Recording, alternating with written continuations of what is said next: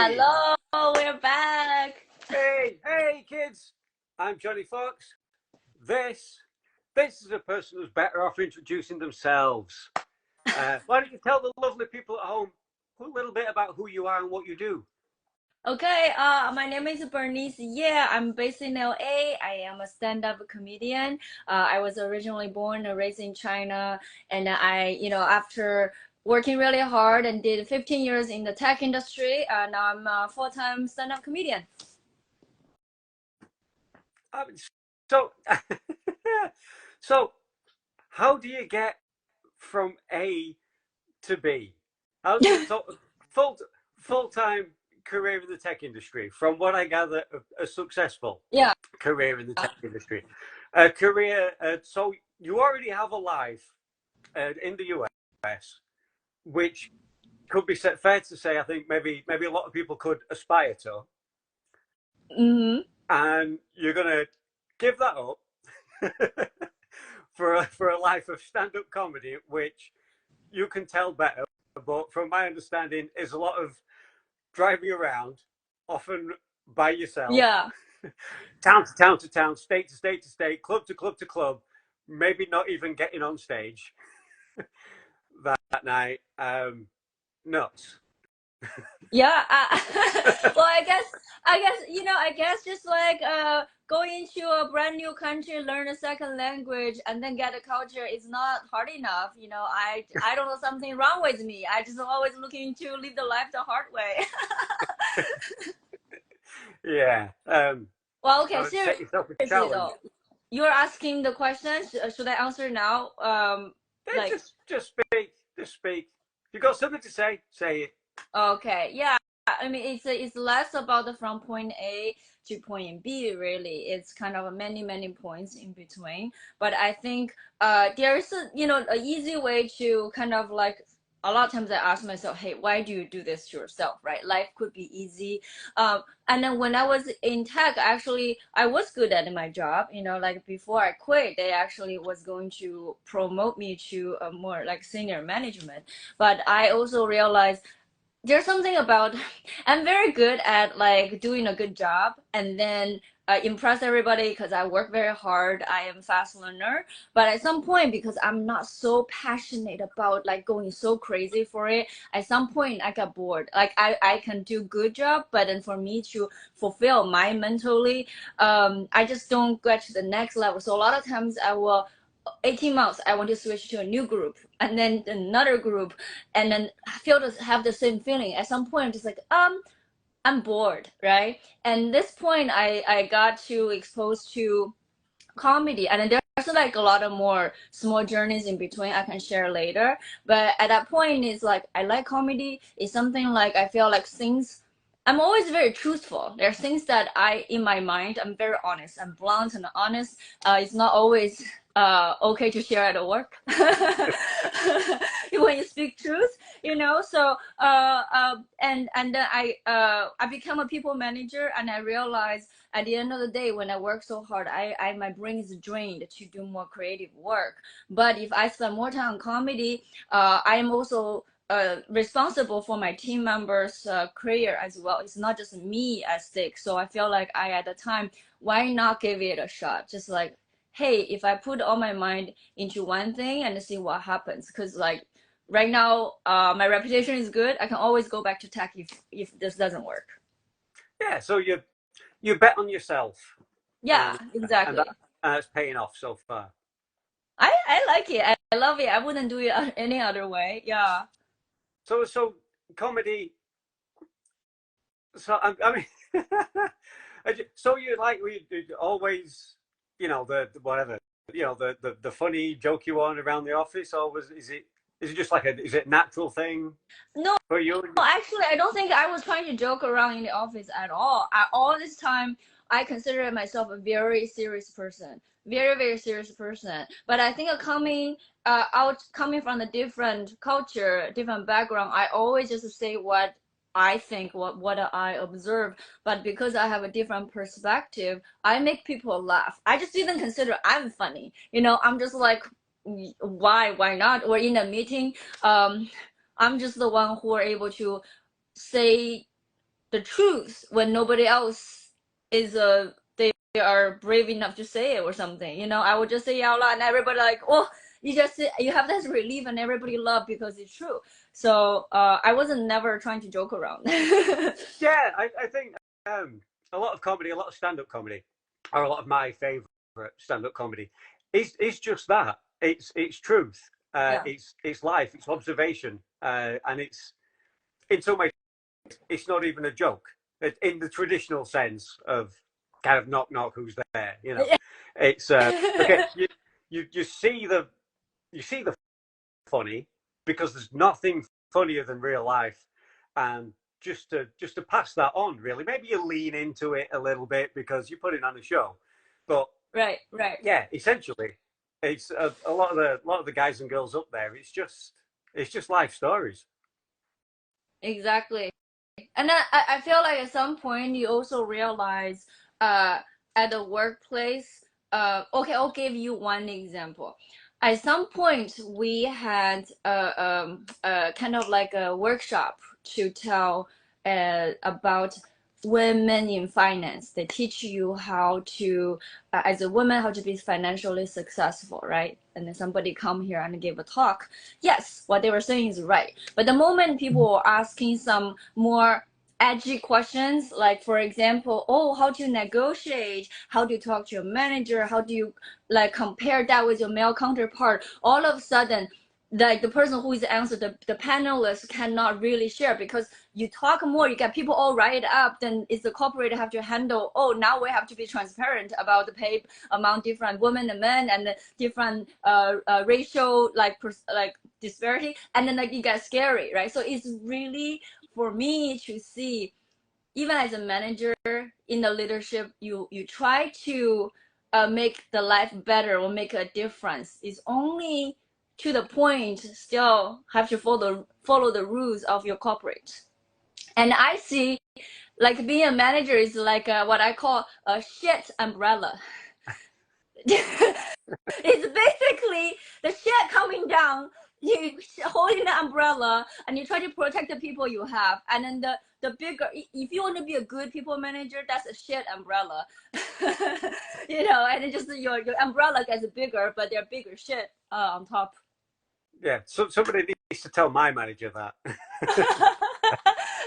there's no umbrella over me. I like doing this. This is much more fun than my job. So,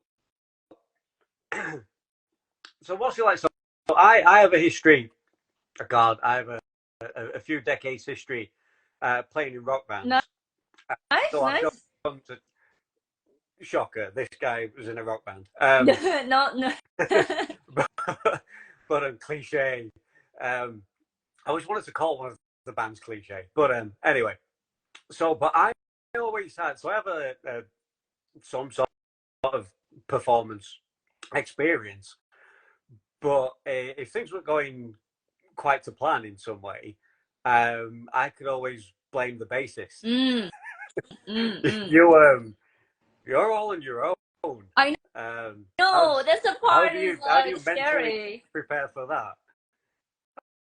I mean, I'm sure everybody's fantastic. Everybody loves you everywhere you go. But So not true. So not true. We all need to be earned. Yeah. Yeah, cause like a lot of times I feel like, cause for me I always like to be able to have somebody doing like a partner to do things with me, right? So being out there by yourself is quite lonely, and you're on your own. So it is kind of a love and hate relationship, because it's so hard. But then when you, it's a challenge, you just keep you want to do it better, because the feeling when you do it well, and I think it's something is a bigger than yourself, because at some point when you are just being so yourself there, and when you don't care people how they react, you just then they actually will be on your side, right? So it's almost like a personal growth for me, because there are Yeah. definitely times you put a pressure on yourself and the self judgment, and oh, they did enough, and now get into your head, and that's the part you really cave in, and you can bomb a set. But it's really about have that confidence and stand your ground, and also just be true to yourself, because the truth just vibrate at the highest frequency, and that's something that I learned.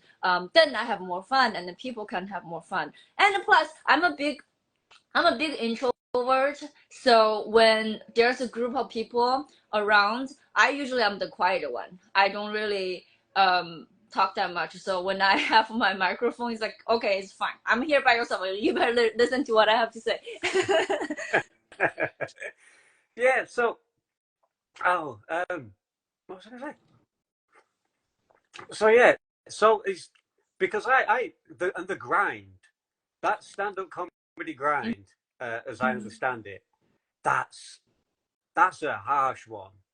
I mean, like I said, as I said with the bands, uh, if I book a bunch of shows, and Right. we're gonna go play a bunch of shows, and if we have half hour or whatever, we have the set. Yeah. We're gonna go play the set. Yeah. Maybe they like it, maybe they don't, but we're guaranteed this set. We might even be guaranteed a fee, and it's going to happen, you know. And like I say, you take the experience, whatever the crowd reaction, it's all just a learning Mhm. curve, and you try and make it as a positive one as you can, and you just go on and on.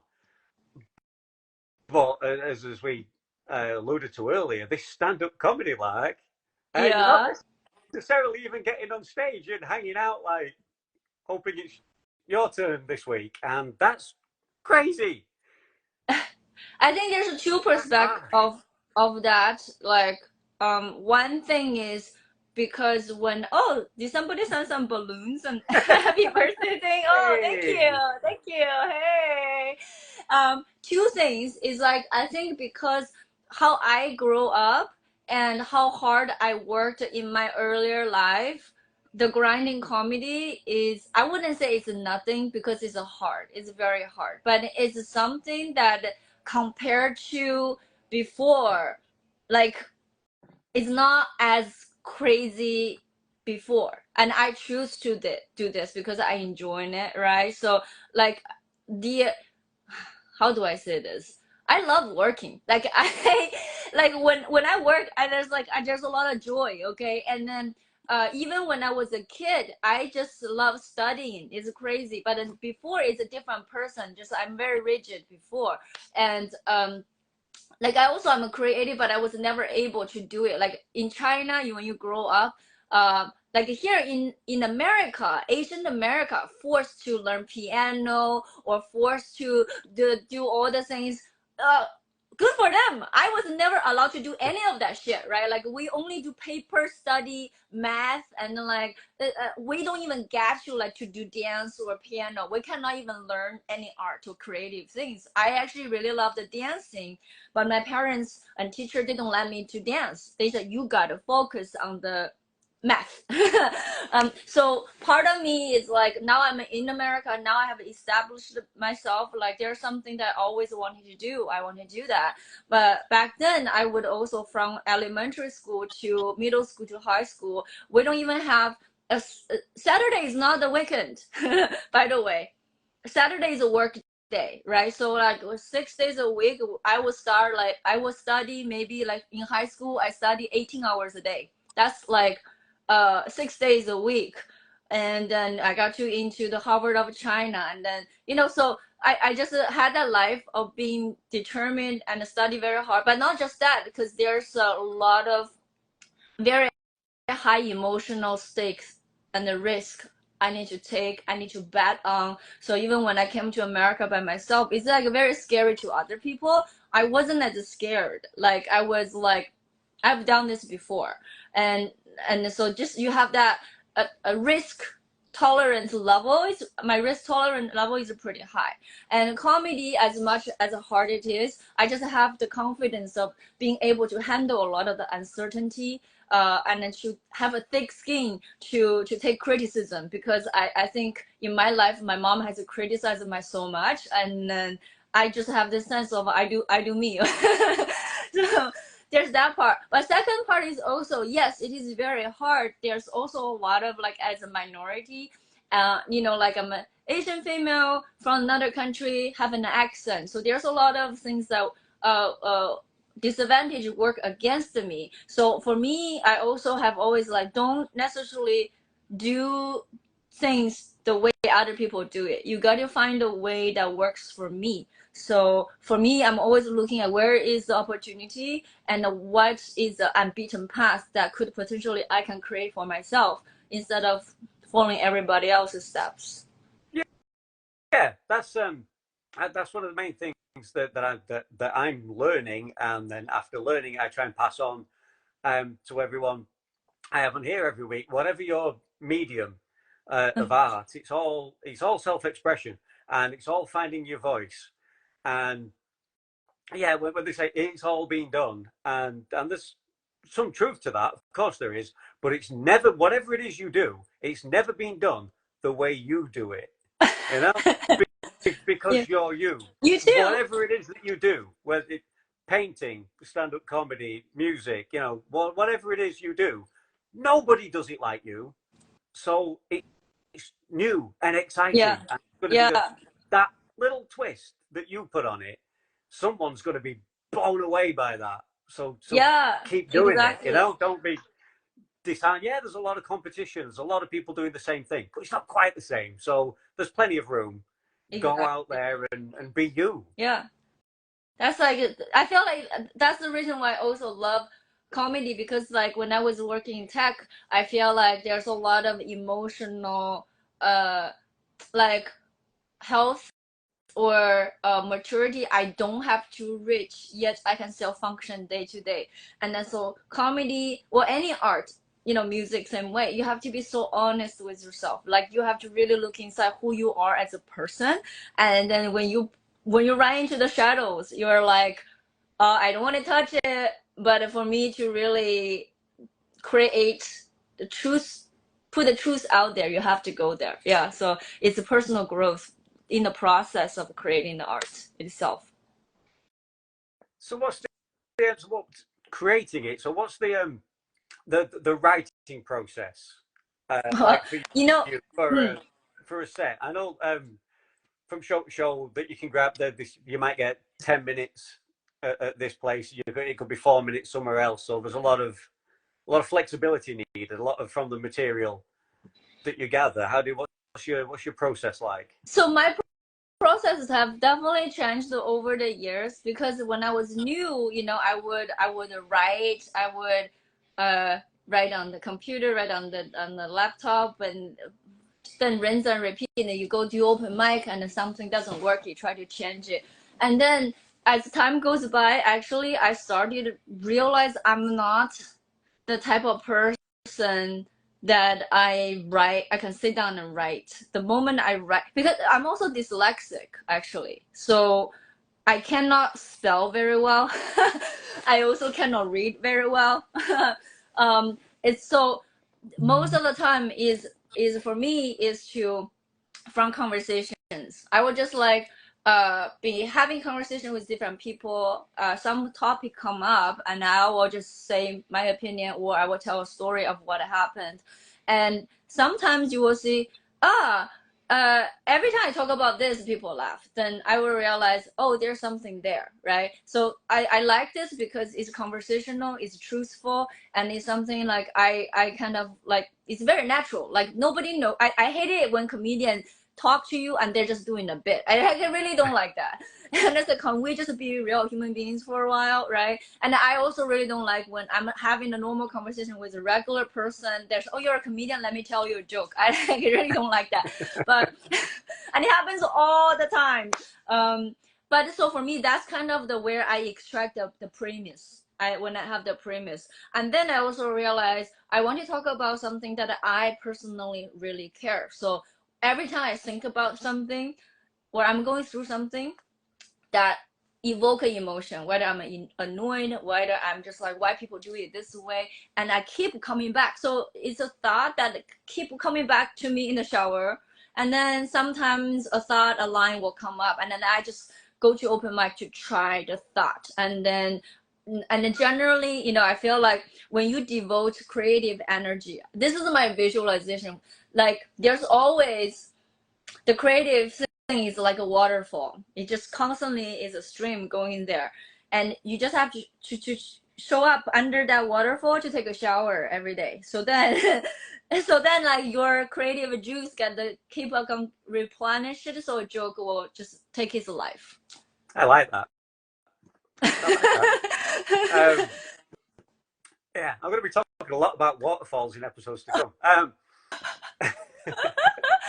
I know you got all sudden to like voodoo, like I don't know, spiritual, but like that's like another thing I found. I am a Taurus, you're a Taurus, right? So there's a part of we're super grounded, we're super earthy, and then the earlier life of me, I definitely feel like I'm very like by the book. Okay, I like to have my schedule, I like to stick to a thing.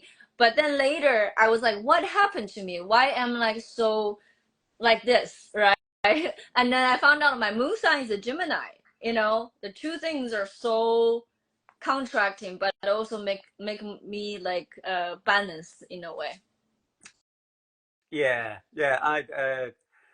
I know a Gemini, and her grandmother. Her name's Susan, but her grandmother refers to her as either Gem or Minnie, depending on what mood she finds her in on that day.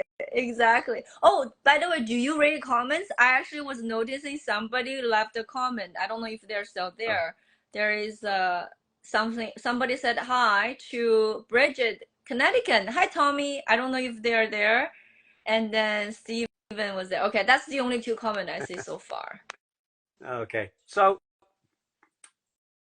right, so yeah, you a structured a schedule, because still you say, oh yeah, you can be more yourself and much freer now, but still, how you have time to do this with me, with everything that you have, that with the comedy, with obviously writing at some point, with the martial arts, with the bunk, with oh my god, Oh, the how you bungo have is time here, for this, I have right no next to idea. But me. thank you.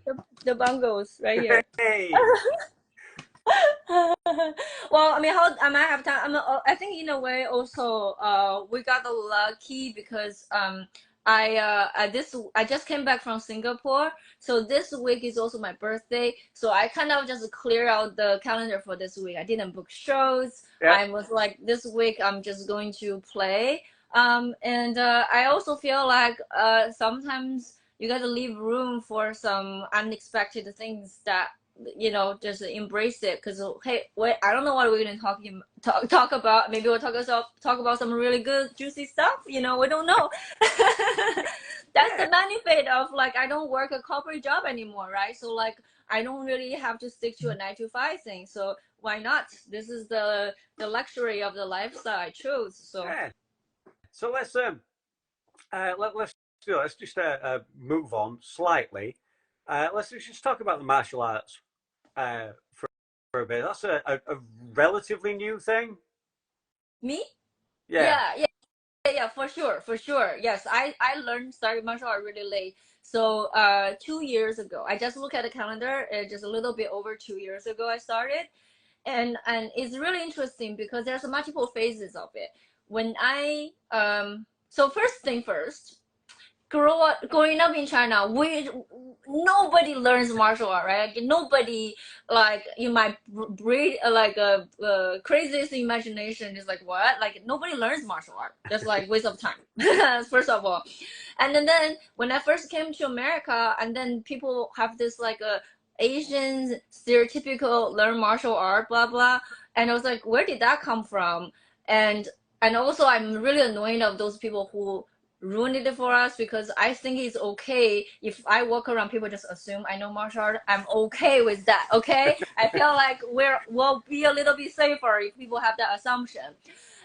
But then I rejected it because when I first came to America, I was so eager to fit in, right? I wanted to be a cool person. I don't want to be the stereotypical Asian. So for some reason, like at the time, I just like, no, I'm not going to be one of those people. I'm not going to learn martial arts.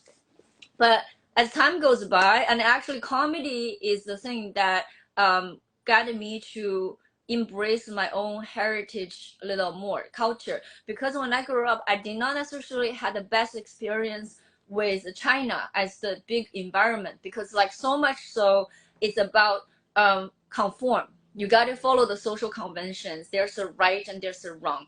And I did not have a good experience. So when I first came to America, I rejected Chinese culture a lot. And comedy helped me to look at that again, to like, wow, there's a lot of things that beautiful, wise, and about Chinese culture, Chinese wisdom, and that's part of me, right? So why reject? So there's a mind shift that happens somewhere along the way. And I was looking at martial arts. I wish I learned that. There's a part of that's my culture. It's beautiful.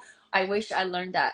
And when COVID happened, there's a whole thing about like racism and attack against Asians, especially Asian females and elder Asian females. And I was very angry with that. I was like, wow, I can't believe why. And so at home, I just start watching YouTube videos and learn some like nunchucks and some like just start playing with like kung fu. When the lockdown was lifted, then I was like starting shopping around for places to go, and that's how I got hooked with Taekwondo, and I loved it. I loved it so much. Like it just feel like something I like. It make me so happy and free in my bones. Yeah. So you're loving the so like the sort of the physical, just being active, the exercise element that gets some endorphins going, of course, but also the philosophies and discipline and things behind No, it. I'm just a very violent person, Johnny. As You you say, don't know, I'm that needs very to do. violent. I just like Yeah. like me getting into a fight, like, but it's not harmful. It's very fun. I don't know. There's like so much satisfaction.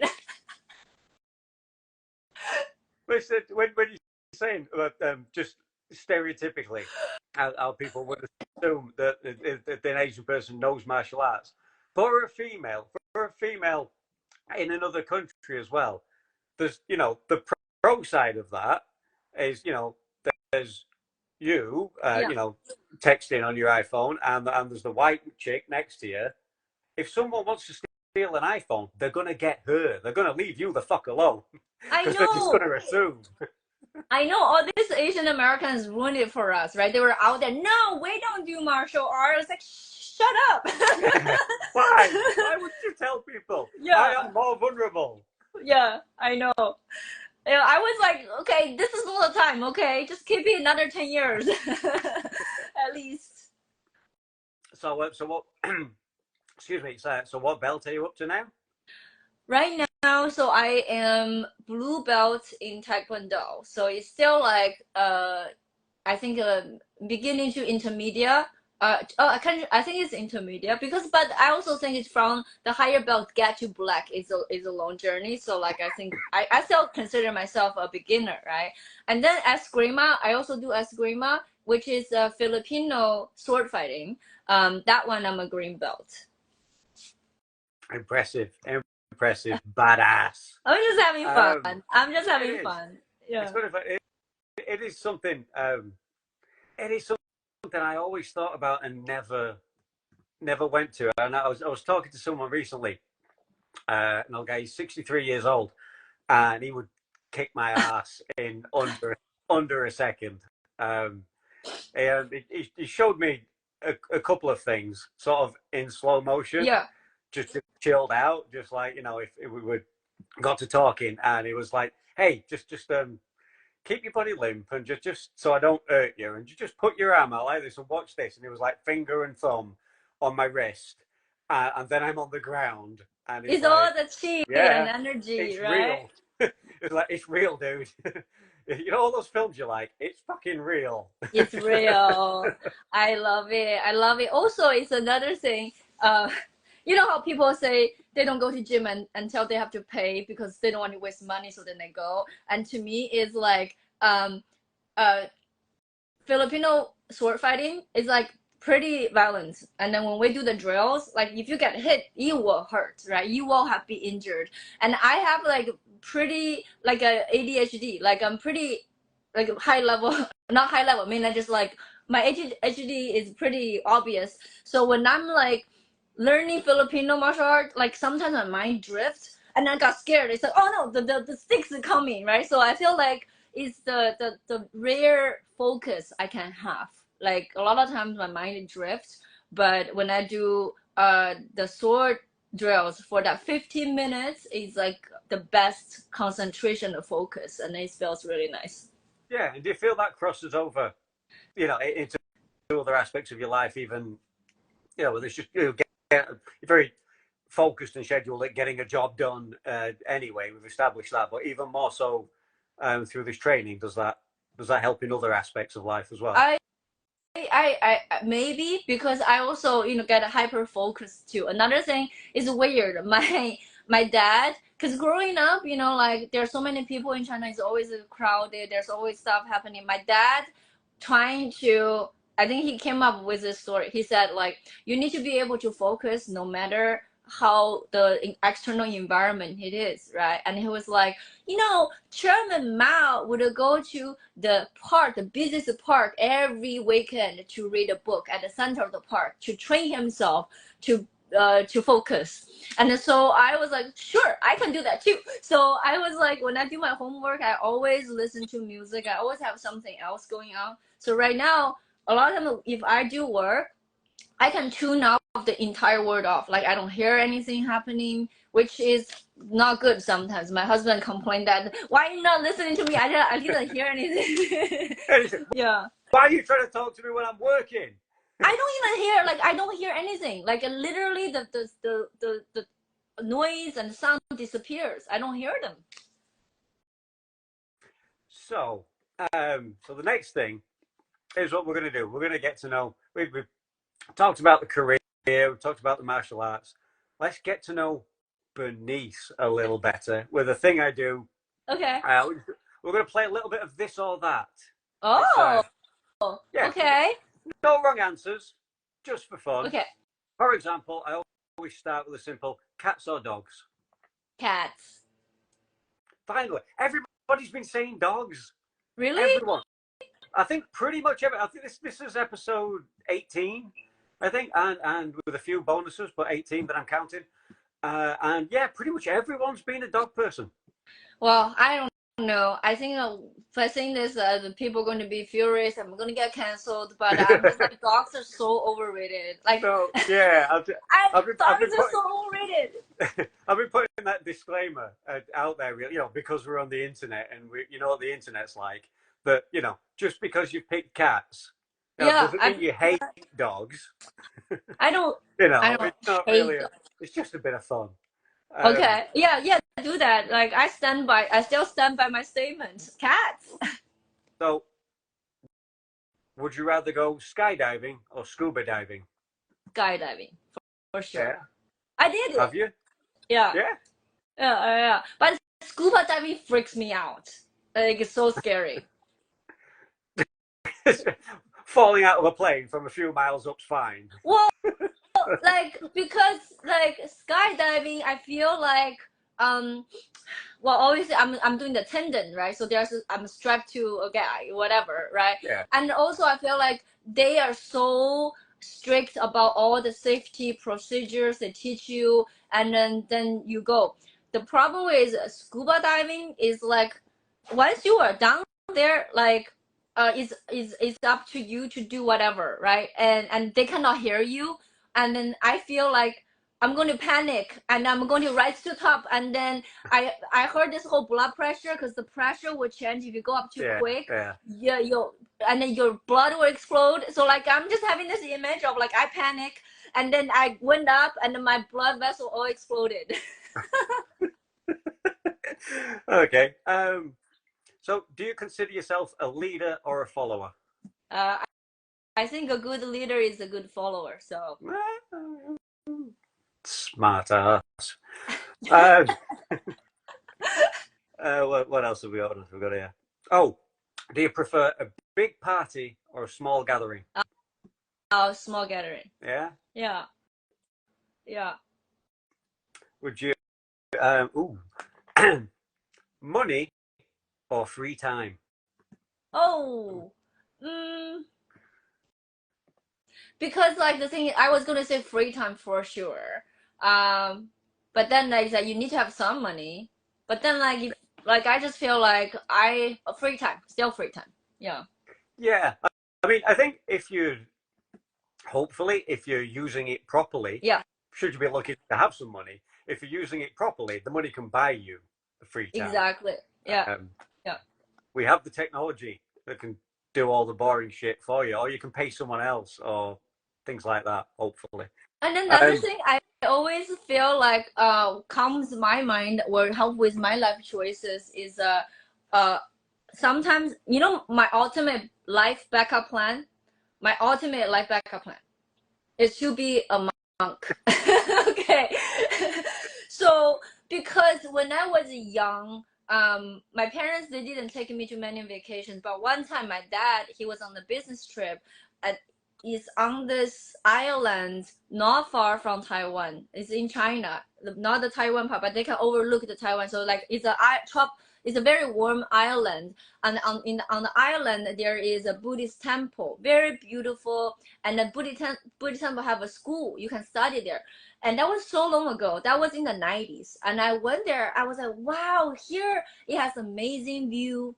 The monks, they have cell phones. Like nobody of us, we don't have cell phones. The monks are using cell phones. They have laptops and they sweep and people give them money. I was like, that is really good life.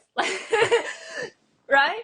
And then so every time I'm trying to make a very risky life, and I'm always like, okay, if I fail, can I still buy a one-way ticket to China to go to that island? Because all I need to do is to kneel at the front door to say, will you take me? I'm ready to be a monk. And I think they cannot say no. So as long as I can buy one-way ticket to go to that island, I'm good.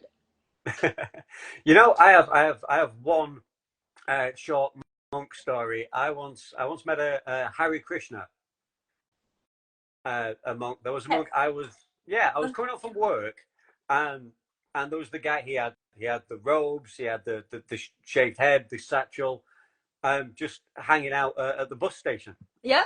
And I was catching the bus home. I think a lot of people were like avoiding the weirdo, but not me. I said, I'm like, weirdo, hey! I'm straight up to the guy, like, what the fuck?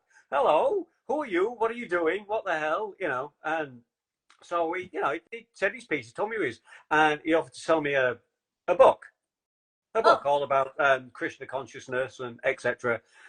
And when I told him, like, I only have enough money for bus fare, or I'd love to, because I found this conversation really interesting. I'd like to take the book. yeah, yeah, yeah. Um, Yeah. and he said, well, you could buy the book, and walk home reading it, because he said to unlock the Krishna, a lot of the mundane things. He's like, you know where you live, right? Like, yeah. Your legs know where you live. Your legs Good. will take you home while you're busy reading the book. You don't even have to see where you're going. It's like you've kind of you've no doubt gone out. You're like, he says, you're a young man. I'm sure you've like gone out for crazy nights out with your friends, and then woke up at home and you can't quite remember getting there. Because you've freed your mind from all the crap. Okay, by getting drunk and stuff, but like just by heightening your senses, having that really good time. Okay, so what did Imagine you like do? focusing, meditating on that, trying to do that as a general thing. So he made the fucking sale. He made the sale. I bought the book and I walked home, And you and were reading it. I was reading it, but I was very conscious of like stopping and looking up and hearing cars coming past and things. So I wasn't, it wasn't instantaneous, but it's something that I have kept with me, and I do think, yeah, we have a higher listen, like we use like what 6, maybe 10% of our brains or something like that, Mm-hmm. and there is so much more that we're capable of, that we've yet to tap into and unlock, and some things that we see. Because I've seen the a couple of performances of the Shaolin monks uh, Yeah. doing some of the crazy mind over matter things that they do. I've been super impressed with that, and hearing other people in the audience like how it's all fake and special effects in some Oh, way or whatever. And I mean, I like to think not. it's Or very at least real. not all of it. You know, if you want to do something just for spectacle and to put on a performance to get people to come, I kind of let one or two of the more extreme things slide. Even if I did find out, there was a bit of shenanigans going on. But for the most part, I feel like I've looked into this stuff enough to feel like I'm like, oh no, he's really balanced on the tip of that spear. That's legit, and it Well, does one of hurt. my It yeah, does one hurt. of He's my just oh turned it sorry. off. No, Sorry, go. I step over. Can you say that again? I didn't hear you. Sorry. Oh no, it's fine. It's fine. Because one of my cousin, his dad was like a Chinese kung fu qigong master who does a lot of stunt work. He actually did stunt work for some of the toppest Hong Kong actors as well. And so I've seen him do the thing. It's definitely not fake. It's like he can. So what they do a lot is like I don't even know how he does it, but it's like he will put a balloon, just air balloon, and put a glass on top of the balloon. He will stand on top of the glass and then like just Yeah, yeah. You can yeah, make yourself very light. yeah. I've seen that one. It's nuts. Also, I went to a festival and people were doing. I think you pronounce it Reiki. Yeah, Which Ricky. I think, Yeah, yeah, which is very similar to the concept of like chi. It's all about auras and inner energy, essentially. Um, and the guy was kind of like asking for volunteers. It was like, if it was like step forward, and it was kind of like as if everybody stepped back, leaving me at the front.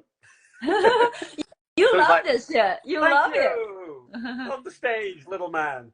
And this guy sort of, he took his time. I don't know how relevant all the kind of posturing and maneuvering is, but he kind of waved his hands around and kind of went up and down the body, and he was doing these breathing, these very like in through the nose, out through the mouth, very slow breathing and stuff. And then he just pushed, and he never touched me, Yeah. but something did. Something pushed me quite forcibly forward, and he never laid a finger on me. Really? And I could see, yeah, there was like a TV screen for people who couldn't see, so I could see myself. And I know he didn't touch me. There were people in the audience. He never touched me, but I felt it, and that's like the essence of the 1-inch punch. Really? It's that same kind of thing. There's like a power, an energy you can harness, so you don't need all that leverage from that big swing. Isn't entirely necessary if you can tap into this thing. That's amazing. And Cause like I I've I haven't been able oh to good. do it, Yeah. but I felt it, so I'm a believer. Wow. Wow, I've been to some Reiki sessions, like like you lay in the bed and there's a Reiki healer, and I don't know if I felt anything. It's like that is more like I'm trying to tell myself, yeah, I feel better, but like I want to experience like that. It was nuts. I loved it. Anyway, Oh yeah, polka we got dots. so sidetracked. That's what we do here. That's what I do. Polka dots or stripes? Which one? Polka dots or stripes? Oh, interesting. I think now I'm stripes. Stripes. What I forgot? Oh, would you rather watch a puppet show? Would you rather watch a puppet show or a magic show? Magic show. Yeah. Yeah. Do you think? Okay, so magic. We were just talking about like the spiritual, Mm. on Reiki, chi, but magic. So magic. Do you believe in magic? I mean, Like, I believe in magic, but I also know magic is kind of like it's the craft you create, and it's all illusion. So when you say believe in magic, what do you mean?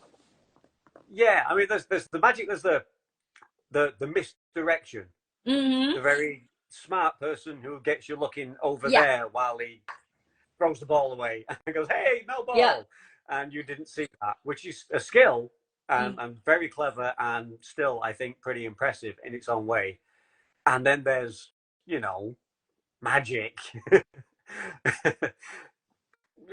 know, Okay, yeah, I think I make believe the first because uh like I love watching magicians at work.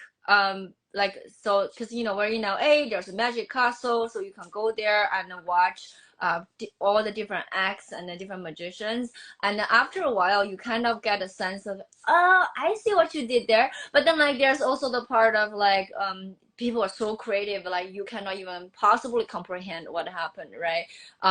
So to me, I believe in the spiritual world. I also believe in the craft of magicians. But I was talking about the believing in magic, or that purely like I don't necessarily put it in a magic uh yeah, it's not like boom, something you can turn. I don't think if people turn the rabbit into a dove is magic. I think that is a craft. yeah, Yeah. yeah. So, have you ever seen a UFO? UFO? I haven't. No. Would you But like to I see? think yeah, I've seen Northern Light, and then like the first time I seen Northern Light, I thought that was a UFO. Maybe it was. Maybe it I mean, was. Yeah, maybe it was. there is magnetic fields. That's just what they want you to think. Exactly. Um, what about a ghost? You ever seen a ghost? Ever seen Ghost? a ghost? Uh, I have not seen a ghost, but I believe in ghosts. I well, not believing in, but I'm like paranoid about ghosts, right? Because like it's like I don't know if there's a ghost, but obviously I think I walk around thinking in consideration of ghosts. Like how do I explain this? Like even so, when I was a kid, there's a lot of ghost movies, like Hong Kong style ghost movies. Um, and my parents they have to work at night, so I'm often left at home by myself with like TV doing really scary ghost movies. And all the Chinese ghosts, by the way, Chinese ghosts don't have feet, so they don't have feet, they float around, right? They have no feet, they fly. And so for me, somehow I came up with a theory that like the ghosts really want to steal my feet, they want to steal my feet. So when I sleep, I'm like so scared. Every day I have to wrap my feet like a burrito, like the sheets. I have to wrap it. To this day, if I don't sleep like that, I cannot fall asleep. Right? So I'm obviously still thinking about ghosts.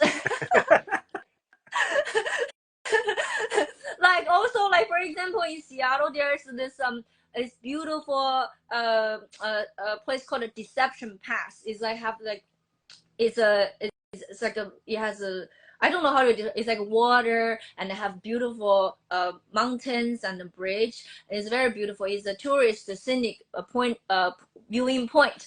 However, it is also where people go commit suicide. A lot of people go up there and jump because like it's a high, but it's also you can get there without people noticing. So every time I go there, I'm just gotta show respect. You have to show respect to the people, to the ghosts here. There's a lot of ghosts here. You gotta show respect. Like one time, my husband and his brother went sailing in the area, and they want to pee off the deck. I was like, no, you cannot pee off the deck. Show respect to the ghosts.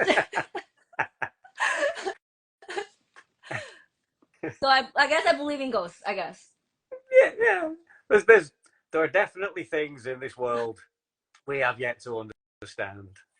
Um, so I'm going to be in an attempt to be slightly professional while we're sidetracked talking about God knows what, and bring it back to the actual comedy. So tell me about your.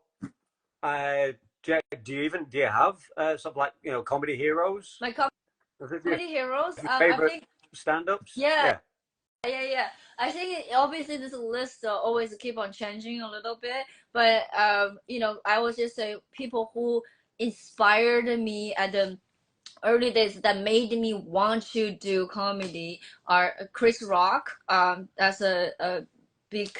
I really like his comedy, and I feel like by listening to his comedy, make I think about life differently, which I always think about. From what I say, can not just like make people to laugh at the moment, but can they think about life slightly differently? At the time I was starting doing well, before I started doing comedy also, that's when Ali Wong was like had her first special, Baby Cobra, and that's like the first time I see an Asian female comedian have like something that I relate so much, and then also be able to, you see there's a market for her. So that is another a big influence to push me to pursue. I really like Wanda Sykes. So I guess I have a lot of like, maybe not every, oh, and then Hassan Minaj, and I feel like the way he talk about immigrant stories and the true stories, and how he can go in like kind of like get you sad and emotional, bam, he come back and I get you, like I also really love that. Yeah. Yeah. So what's how can I put this? Oh, Shiny is here. Oh, Shiny is a very funny comedian and talk show, and her podcast is amazing. Hi, Shiny. Is Yeah, I follow her. She has way more followers than me. I love her. It's like another Chinese female. Like I respect her voice a lot. Yeah. Yeah, I'm trying to think how to put it. Well, obviously, you already are successful. I mean, you're doing it full time. So it's trying to find the right phrasing. What does? How do you quantify success? Quantify success. Yeah. How Yeah. do you feel? I don't know. Maybe like each year, if you kind of look back, how you're progressing, how you doing? Are you on track? What even is the goal? Yeah. I think the younger me are very specific about setting a goal, a thing that you check off. I think nowadays I'm less about a physical, concrete goal, but then you still need to have a vision for yourself. But I can tell you my ultimate vision. Okay, I always imagined I will be in the stadium where what I do is not just holding a mic telling jokes. I want to bring in to celebrate of the different cultures and from my life experience. I want there to be a spectacle. I want to, like, before Michael Jackson, a music concert, usually a music concert, but then when he brought in, there's fire, there's things. I like a lot of different things. I like to have music, I like to have a dance, I want to make people happy, but also they are able to maybe learn something new without the burden of learning something new, while having fun through experience. That's like I always had that in my head, and I feel like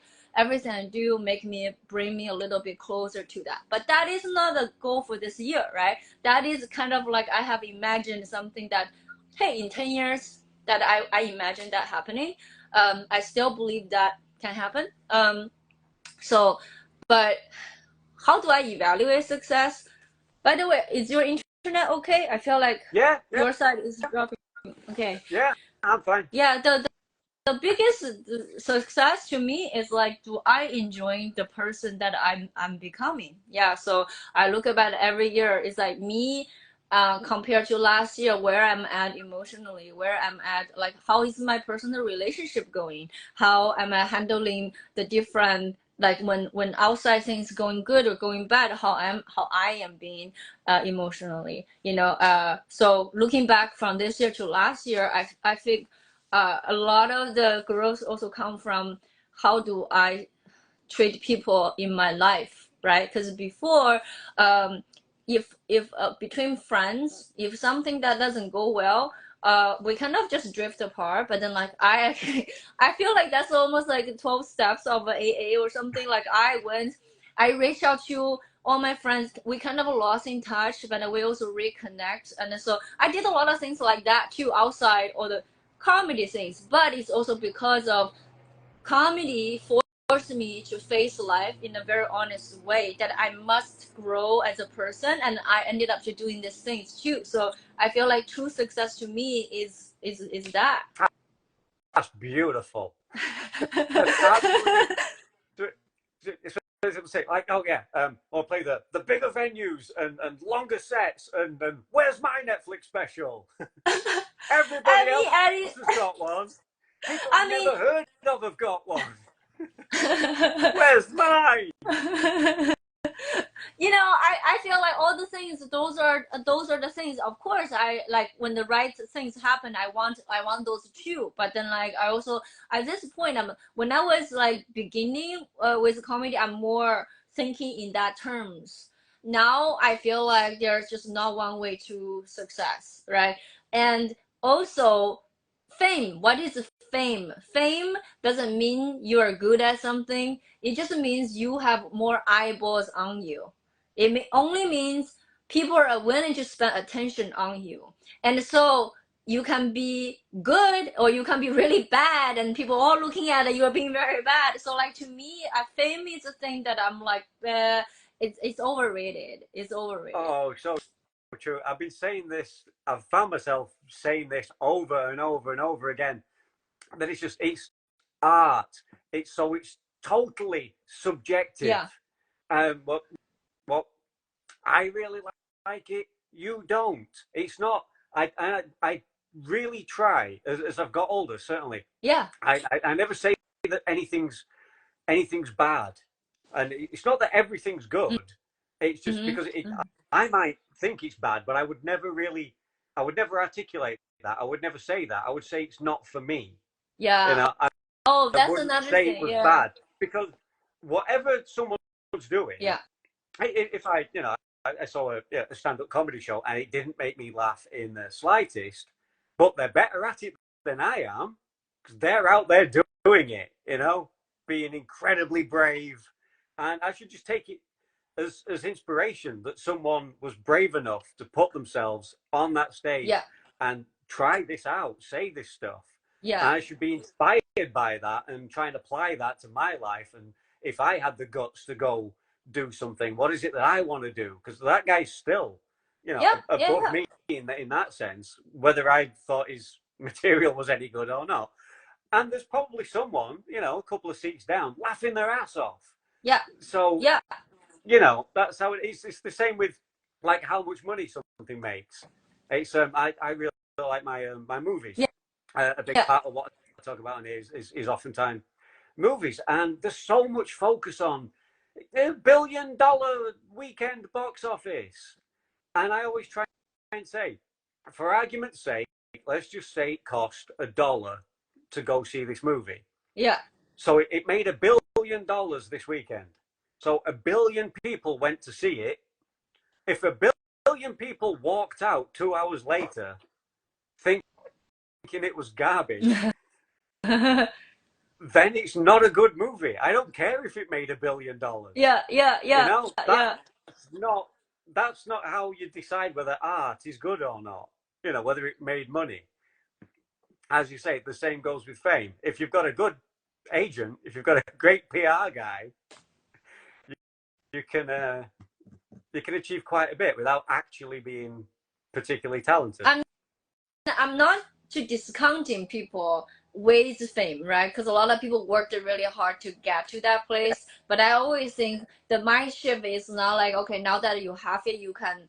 It's more like, okay, now that you have people's attention on you, what do you have to show the world? Like now you have this attention, you have this platform. Like, what are you gonna do about it? Instead of like, look at me, look at me, look at me. Yeah.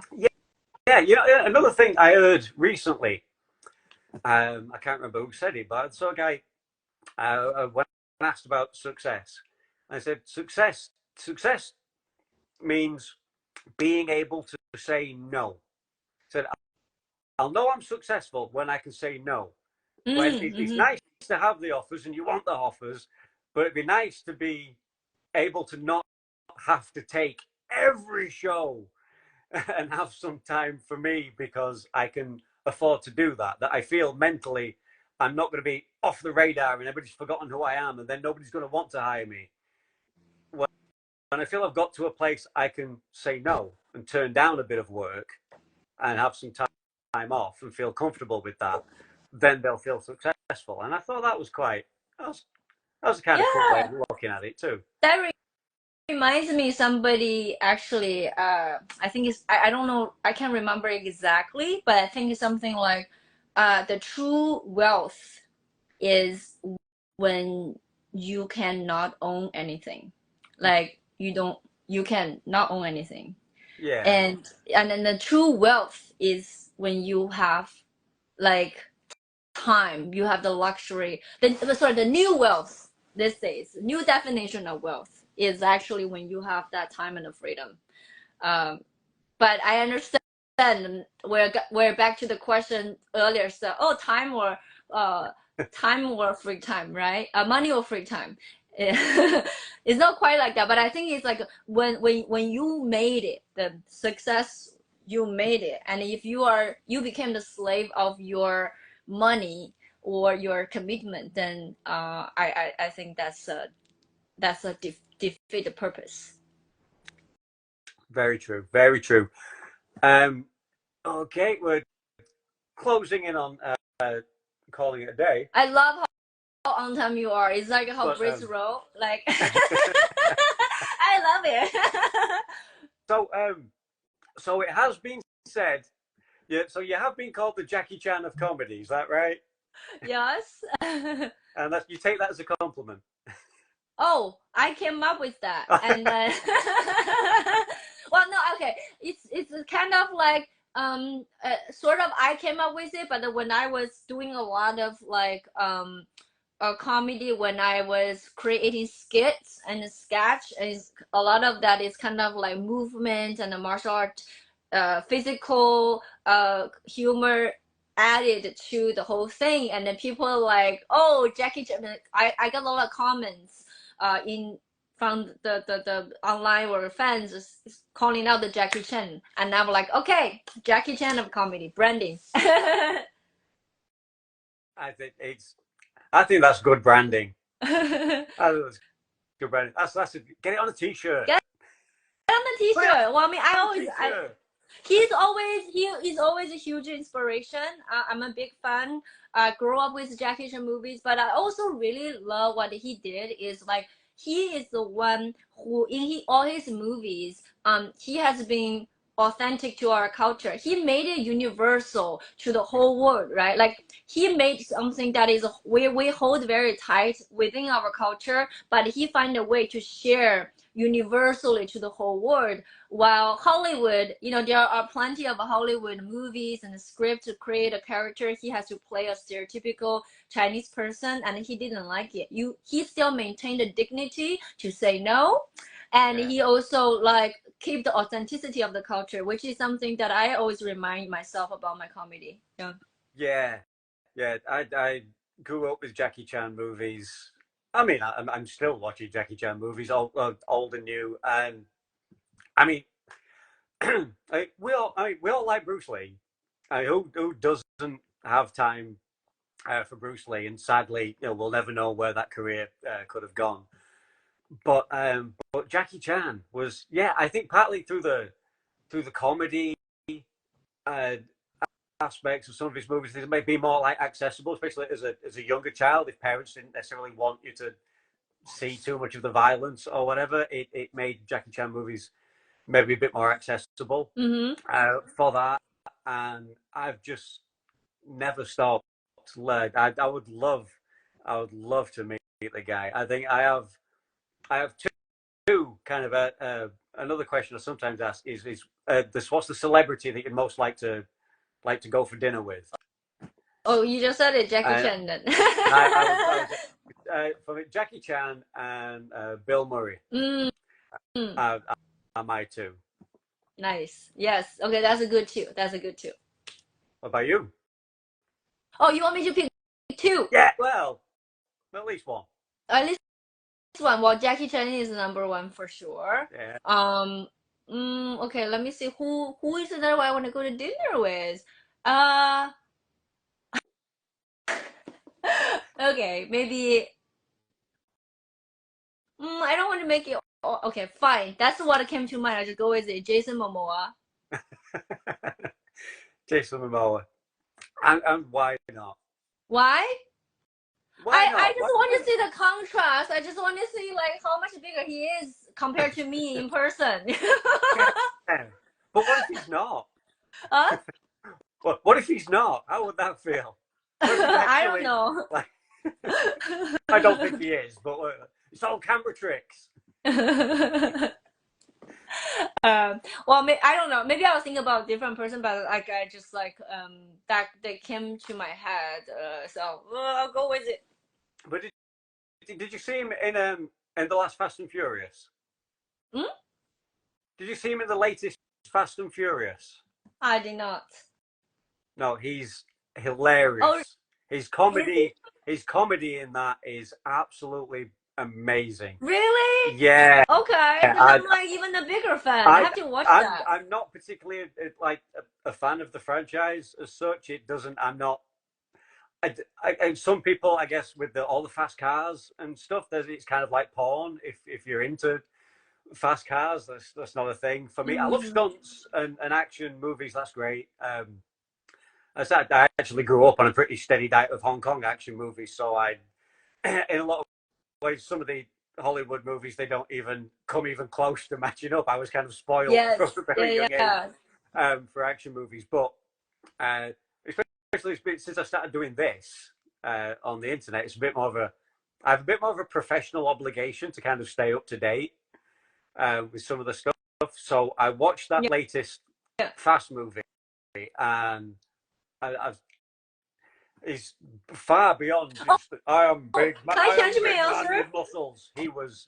He goes nuts. He goes from like really dark, sinister. He plays the bad guy, and he goes from like super dark, sinister, evil to just batshit That's like him. that. It's it's. I don't know if there's like a if somebody had been nice enough to just do a YouTube compilation Mm, of his scene, that would be great. Just to maybe find and check that out if there is one, I will. because he is I fabulous. okay. I'm impressed, but I was going to tell you, can I change my answer now? No, I still love Jason Momoa. Like I just said, okay, how can I forget this? Is definitely Benedict Cumberbatch. Okay, Oh, that's my all-time favorite. That's like I don't know because he hasn't made a movie for a while, right? But like I think he's the sexiest man alive. I love him. Yeah. okay. So listen, we've done a good hour, and I can't thank you enough for doing this. It's been fantastic. We've gone to some strange places. I don't know what you were expecting. Oh yeah, I had no expectation. I was just like, okay, let's chat. Yeah, Just yeah. I That's hear a what. little bit, put a face and name together, face and name and handle together. You Yeah, I know, mean that's what I always say. I don't really want these things to be interviews. You know, I just want it to be a chat. I want to hang out with someone that is very for a fun. while. I mean, I want to promote them. I want to do my bit to say, hey, check out Bernice Ye, stand up comedian, writer, dancer, martial artist. We didn't mention hip hop star, Oh, bongo that's not player, that's not emotion. bongo player, astronaut.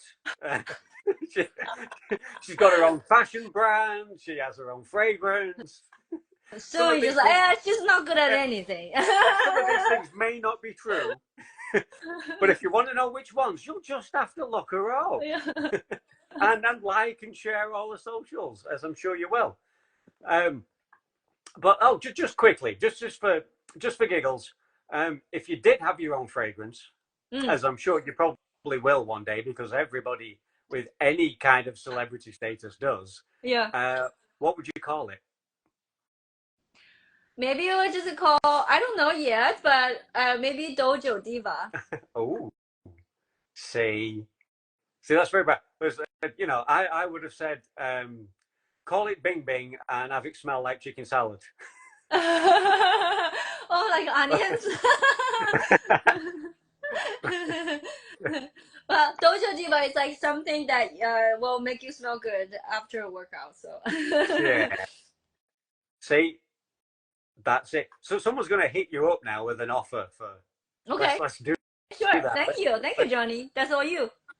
I'm okay. So this has been absolutely wonderful. I'm going to let you go. Again, I can't thank you enough. I know you. We may have both cleared this week for his birthdays, but I'm sure you've got much better things to do than talk to some crazy English guy for an hour. So it's been absolutely wonderful. Well, happy birthday, And birthday happy birthday twin, to you. Johnny. Yeah, thank you for having me. That was very fun. And it's your evening, so have a great evening. Yeah. And enjoy the rest of your day. Enjoy the rest of your week. Enjoy the rest of your year. I'll be, well, all of us, millions and millions of us all across the internet now, they all know we'll all be following the career of Bernice Ye. Go light up those socials and everything. Check her out. Oh, do you want to plug? Have you got a show or anything coming up you want to plug Oh, quickly? as a pro, I don't know who it. Okay, sure, yeah. So the best way to find my show, please go to bernicea.com, and also I would love you to sign up for my mailing list because then I will share the updates. I think the big show is I'm coming back to Seattle and Portland in July. I'm doing the Geek Fest West, so I have a good venues, big shows over there. And the rest they're over town, but I'm working on cool and new stuff. I have more songs, more music in the works. So May and June, I'm doing that a lot of in the local LA area to work that stuff out. Fantastic. Well then, I'm gonna let you cross yourself off. Okay. Well, Oh yeah, that's how I'll I do it. yeah, Okay. I'll just do a bit of an outro.